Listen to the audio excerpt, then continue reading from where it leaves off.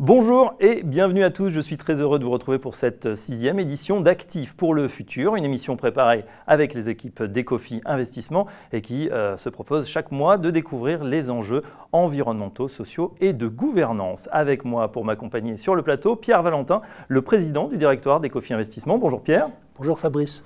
Et nous sommes également en compagnie d'Isabelle Guggenheim. Bonjour Isabelle. Bonjour Fabrice, bonjour Pierre. Vous êtes présidente de l'association IDEAS. Avec vous et ensemble, nous allons parler de mixité. La mixité, c'est un moteur de performance pour l'entreprise. Ça sera l'objet de notre rubrique grand format.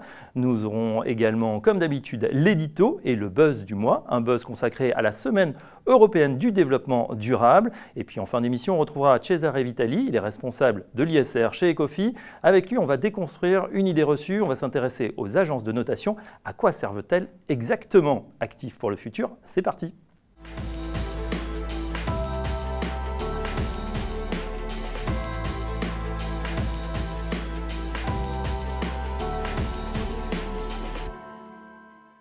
Si les femmes représentent 60% des diplômés Bac+5 en France, elles n'occupent malheureusement que 17% des postes de direction. Pire, l'écart de rémunération moyen entre hommes et femmes atteint 24% selon l'INSEE, et même à poste équivalent, formation équivalente, l'écart est encore de 9% entre hommes et femmes. À la différence d'autres pays comme l'Allemagne, la Suisse ou l'Islande, premier pays à interdire les inégalités salariales entre hommes et femmes, en France, les convictions et les réglementations ne suffisent pas à briser le plafond de verre en entreprise. Heureusement, les choses sont en train d'évoluer.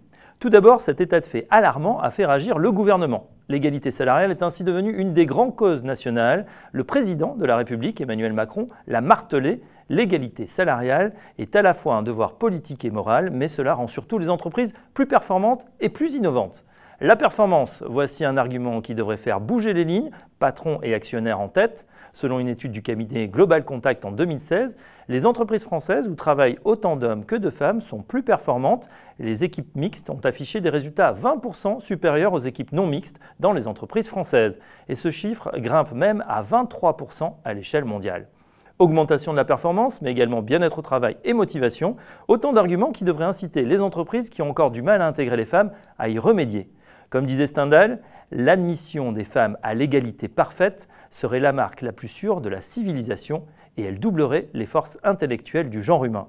Le constat est ancien, mais l'évolution réelle est-elle en marche? Il est grand temps d'y remédier, car à n'en plus douter, la mixité est une composante de la réussite économique.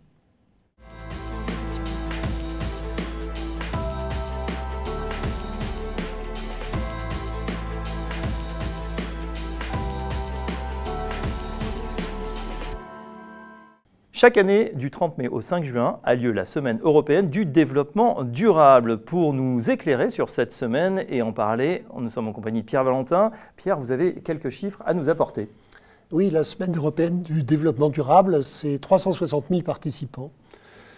C'est 4 000 manifestations, animations, conférences, initiatives locales, citoyennes. Et c'est 1300 initiatives de ce type en France. 1300 initiatives, 360 000 participants, on peut espérer même plus pour cette année. Alors quels sont les objectifs de cette semaine européenne du développement durable? Alors la semaine européenne du développement durable avait pour objet de faire de la pédagogie autour de tous les enjeux du développement durable. Ces enjeux, on peut les rappeler à travers les objectifs du développement durable de l'ONU. L'ONU a fixé il y a quelques années des objectifs pour 2030, 17 objectifs du développement durable, qui se regroupent autour de sujets de pauvreté, donc c'est le développement durable et humain, éradiquer la pauvreté, préserver l'environnement et puis lutter contre toutes les formes d'exclusion. Alors c'est devenu une semaine européenne du développement durable, mais il n'en a pas toujours été ainsi. Non, au départ, l'initiative était française, allemande et autrichienne. Et puis les ministres de ces trois pays ont proposé d'élargir et donc de donner plus de force à la Semaine européenne du développement durable. Et la Commission a accueilli favorablement cette initiative. Et aujourd'hui, c'est plus de 30 pays, donc y compris des pays d'ailleurs extérieurs à l'Union européenne, qui participent à ce grand foisonnement d'initiatives. Et en France, c'est le ministère de l'Énergie et le ministère chargé du développement durable qui lui donnent un poids supplémentaire. Oui, c'est effectivement ce ministère dirigé par Nicolas Hulot, grande figure du développement durable qui soutient cette initiative, mais il ne faudrait pas croire que c'est une initiative simplement gouvernementale. Les associations, les entreprises, les fondations et même de simples citoyens peuvent participer par leurs projets à cette semaine européenne du développement durable. Alors justement, Pierre, pour participer à cette semaine, quels sont les critères de sélection ? Alors, il faut avoir un projet qui se rattache à l'une des 3 dimensions du développement durable, c'est-à-dire soit l'environnement, soit le social, soit l'économique. Et puis aussi, il faut un projet qui ne soit pas à but exclusivement lucratif. Alors, est-ce que vous avez des exemples à nous proposer ? Il y en a énormément, puisqu'il y avait 1300 initiatives, et c'est assez amusant de parcourir d'ailleurs la liste pour voir la diversité des initiatives qui ont été prises. Moi, j'en ai retenu 2. Le premier a concouru à favoriser l'utilisation du vélo pour aller à son travail. Sur le lac d'Annecy, il y a une belle piste cyclable, et pendant la semaine européenne du développement durable, eh bien, on avait droit à un petit déjeuner gratuit si on allait en vélo à son travail. Autre initiative en Lozère, il y a eu des ateliers de travail qui ont permis aux gens qui participaient d'apprendre à fabriquer par eux-mêmes, à partir de produits naturels, des produits d'entretien. On sait qu'il y a de gros problèmes dans la toxicité des produits chimiques, et donc ça permet d'encourager l'utilisation de produits naturels. Alors chaque année, il y a un thème. Quel était le thème retenu pour cette année ? Ville et territoire de demain. Un thème important puisque, à lui seul, il couvre 6 des 17 objectifs du développement durable, avec des objectifs très variés, et en particulier des objectifs qui concernent les territoires et la disparition, en tout cas la diminution de la biodiversité. Donc il faut évidemment lutter contre cette diminution. Il faut savoir que depuis 1970, près de la moitié des espèces animales vertébrées ont disparu de la surface de la Terre, donc il y a un énorme enjeu. Pour vous, pour votre société, pour Ecofi, quelles sont les implications ? Pour Ecofi, en tant qu'investisseur socialement responsable, la dimension environnementale, la dimension de développement durable est bien entendu fondamentale. On publie des indicateurs d'impact qui montrent comment notre portefeuille de titres, notre portefeuille d'investissement, se classe en termes, par exemple, d'émissions de gaz à effet de serre.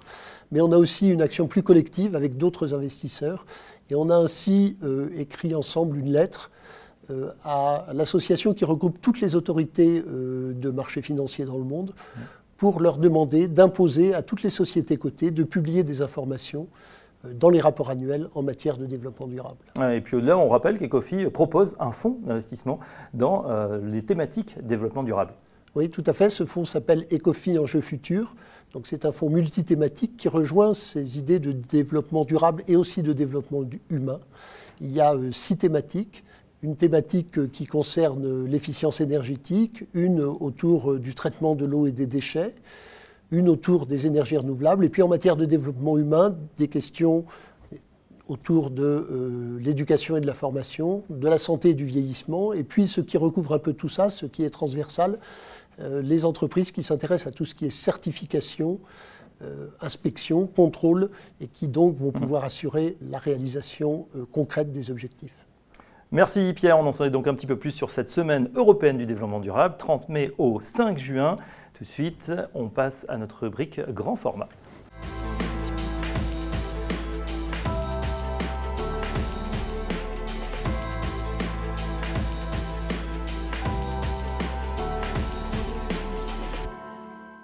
Dans le grand format de ce mois-ci, nous intéressons à la diversité. À l'heure où on parle beaucoup de diversité en entreprise, on va se poser cette question. Est-ce que la diversité est un moteur de performance? Alors tout de suite, on va réduire ce champ de la diversité qui est extrêmement large pour s'intéresser plus particulièrement à la mixité homme-femme. Pour en discuter avec moi sur ce plateau, Pierre Valentin est toujours avec nous. Et puis on accueille Isabelle Guggenheim. Bonjour Isabelle. Vous êtes diplômée de Sciences Po Paris, ancienne élève de l'ENA, promotion Solidarité, un nom qui a marqué tout votre parcours. Vous avez travaillé plus de 20 ans dans l'audiovisuel public au CSA, puis à France 3. Vous avez dirigé le Centre d'archives et de production audiovisuelle du ministère de la Défense. Mais ce n'est pas tout. Vous avez travaillé également à la coopération internationale et la gestion des crises, ministère des Affaires étrangères. Vous avez été chargé de la promotion des femmes dans l'activité économique et les nouvelles technologies au ministère des Droits des Femmes. Vous avez rejoint le secteur de l'économie sociale et solidaire, d'abord à la Direction générale du Trésor, au ministère des Finances, puis auprès du Haut-Commissaire à l'économie sociale et solidaire et à l'innovation sociale. Vous venez enfin d'être promu officier dans l'ordre de la Légion d'honneur cette année et vous êtes même colonel de réserve de l'armée de l'air. Vous possédez également une longue expérience, un fort engagement associatif, ce qui vous conduit à être élu depuis 2013 à la présidence d'IDEAS. Justement, un petit mot sur cette association. IDEAS, c'est une association qui accompagne bénévolement des associations et des fondations pour assurer un renforcement des compétences dans le domaine de la gestion, de l'efficacité, de la transparence, des sujets en fait qui nous rassemblent aujourd'hui. Isabelle, la diversité, un sujet que vous connaissez bien, tout le monde en parle. Est-ce que vous pouvez nous définir ce que c'est exactement?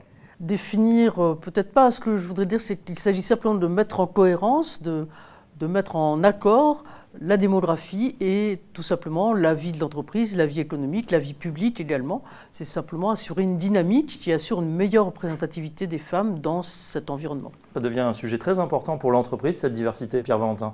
Oui, ce n'est pas qu'une question politique.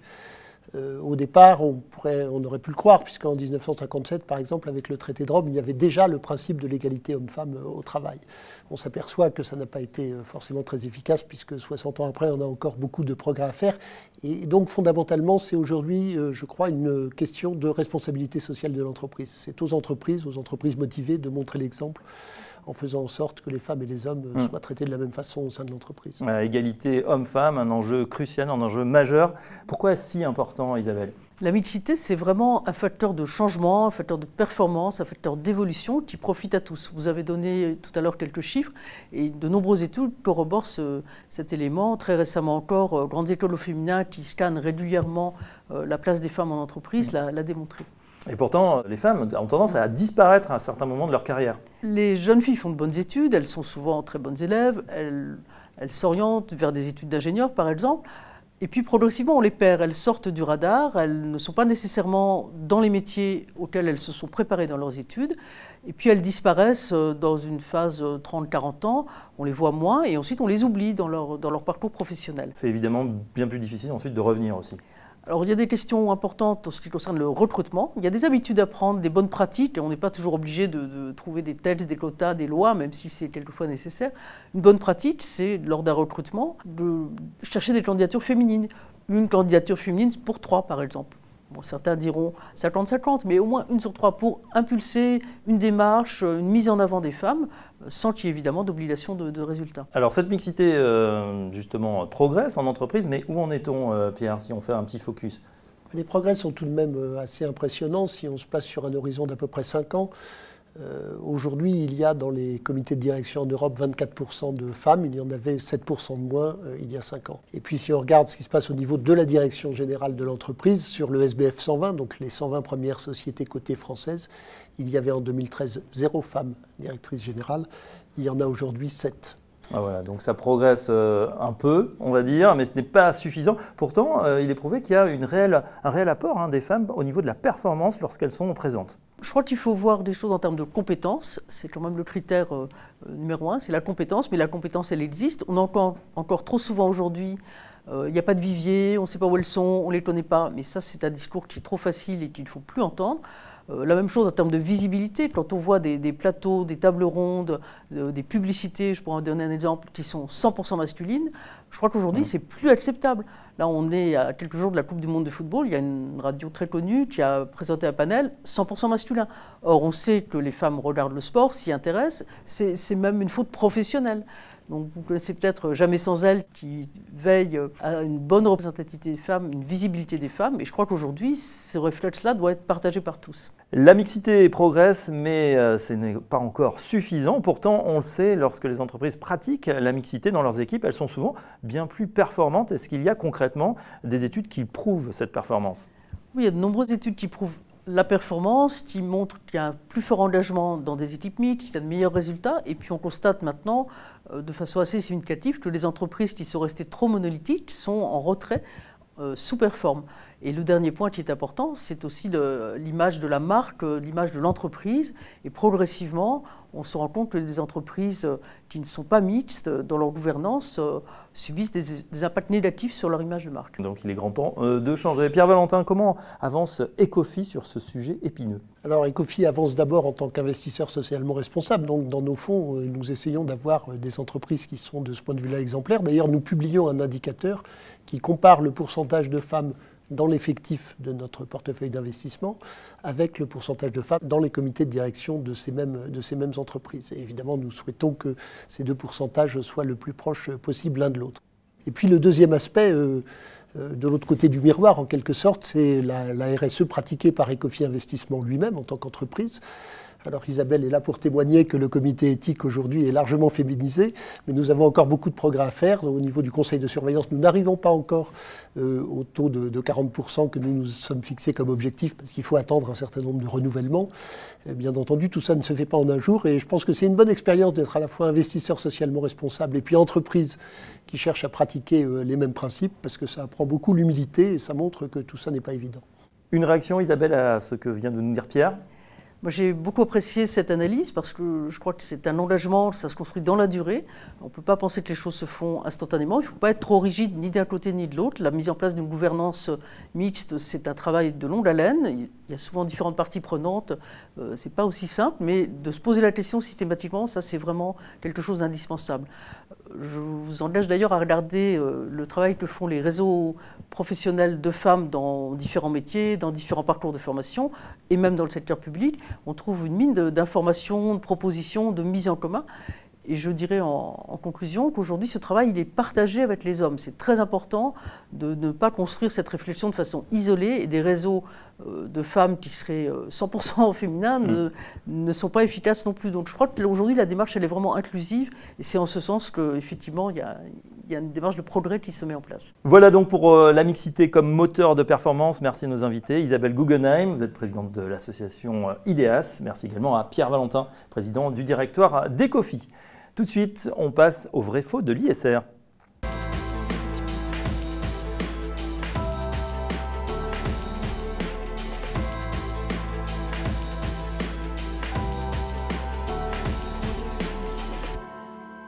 Dans cette rubrique, on déconstruit chaque mois une idée reçue sur l'investissement socialement responsable. Nous sommes en compagnie de Cesare Vitali. Bonjour Cesare. Bonjour Fabrice.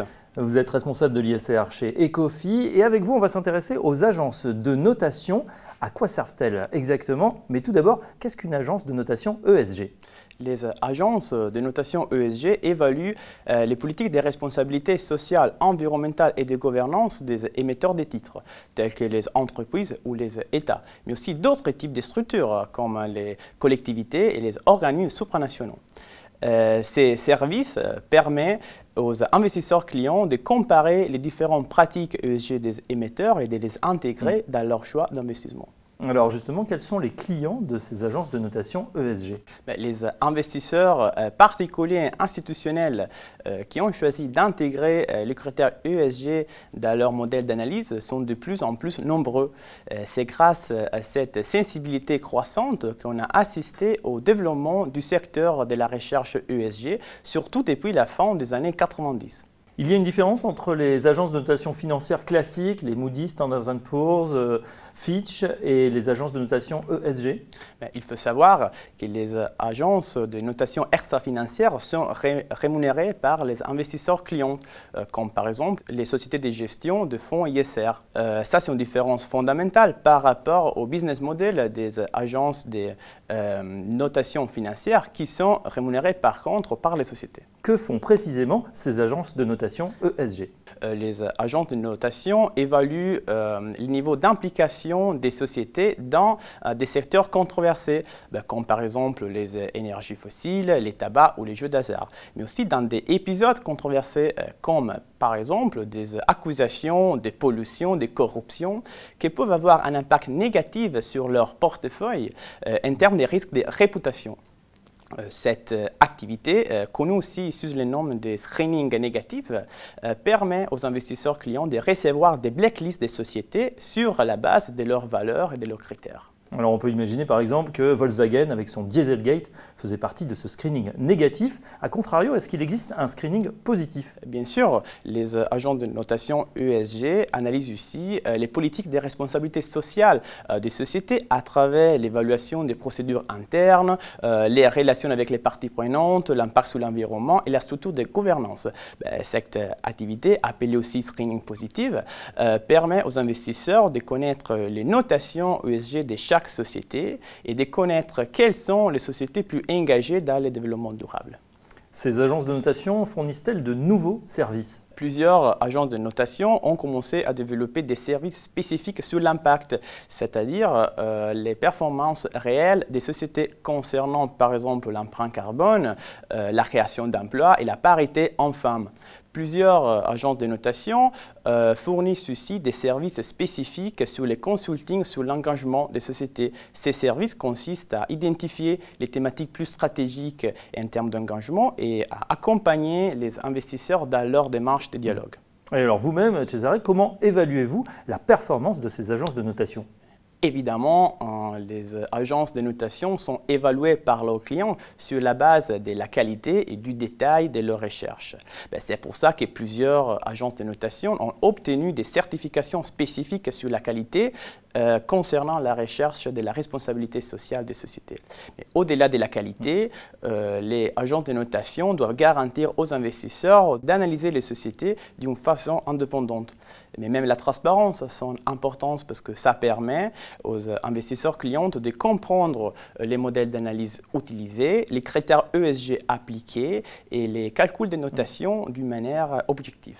Alors au final, Cesare, diriez-vous que les données de ces agences de notation ESG sont fiables? Bien sûr, les profils ESG des agences s'appuient principalement sur des données publiques issues d'entreprises qui sont de plus en plus souvent certifiées, mais aussi sur les dialogues directs entre l'agence et les sociétés à travers par exemple des questionnaires spécifiques ou des rencontres.